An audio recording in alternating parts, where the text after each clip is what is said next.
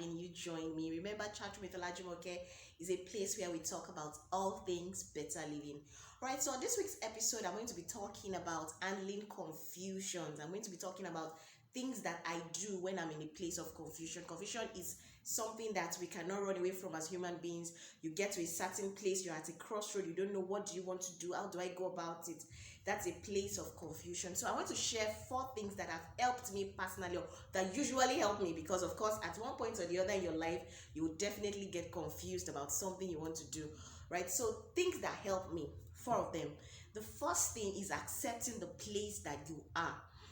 Accepting the place where you are means that you identify, or you accept that, okay, I'm now in that place of confusion. I'm not sure what to do, I'm not sure what step to take, I'm not sure what decision to make. That is accepting it, not lying to yourself, or not painting a picture that is not, and saying that, and no, I'm not just ready to make that decision, I'm not just meanwhile you are actually confused. So accept the place where you are, accept it to yourself, and say, okay, yes, I'm now in that place of confusion. That's the first thing. Now the second thing is you asking for help. I've shared it on one of our episodes in this chat room, that asking of help is definitely not a sign of weakness. There are people that have treaded that path that you are just treading and can actually help you. So you need to make a decision, or you need to do something, or you're confused about something. There are some people that have gone ahead of you that can help you in that line. So talk to them about how you're feeling at that time.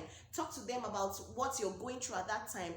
Definitely you will get somebody that will help you. Of course, you don't go to someone that doesn't have anything to give you. You would have looked at the person you're going to talk to and know that, all right, this person has substance that's going to give me. So ask for help. Talk to somebody.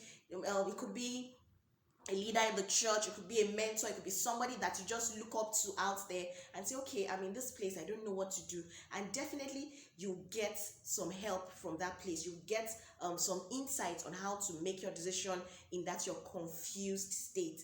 Now the third thing is write down your list and weigh your options.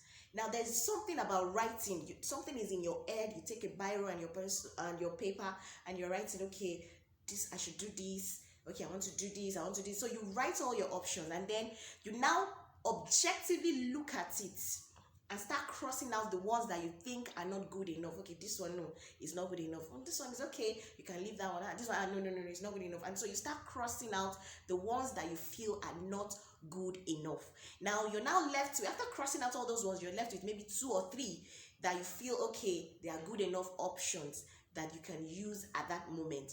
Now those 2 or 3 options that you have left, now objectively look at it again. Okay, if I do this, what would I get from it? If I do this, will this help me? Will I do this?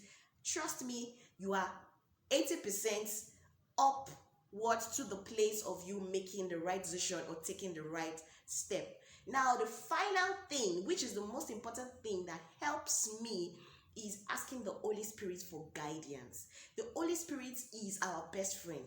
There's nothing the Holy Spirit cannot tell you.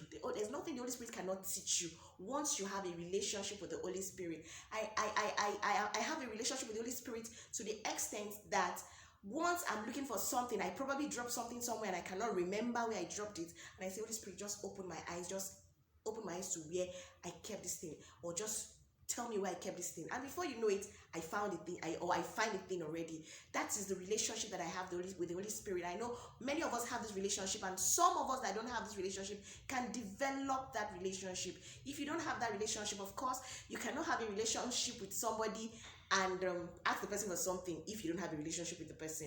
So you need to have a relationship with the Holy Spirit for you to be able to ask him for guidance and direction. He's there to help us in every area of our lives. Yes, that is how close to us that he is in. So develop a relationship with him. Learn how to hear from him. He speaks to us. Sometimes you don't know that he's the one speaking. Sometimes you hear people say that, something told me in my mind, or is in my thoughts, or I just heard it in my spirit. That is actually the Holy Spirit. But you need to develop it to know that, okay, this is the Holy Spirit that is speaking to you, or maybe it's just your thoughts, or is some noise from outside that you are hearing. So have a relationship with the Holy Spirit, trust me, it's going to help you in your place of confusion. So those are the 4 things that actually help me when I'm in a confused state, and I know it's going to help you if you take these steps. I know some of us already have some things that also help us. I would like to know in the comment section. Please send in your thoughts. What are the things that you do in your confused state? What are things that help in your confused state? I know there are 1 or 2 people that would also learn from it. Thanks for always being a part of this. Thank you once again. Till I see you next time, don't forget to keep keeping it real.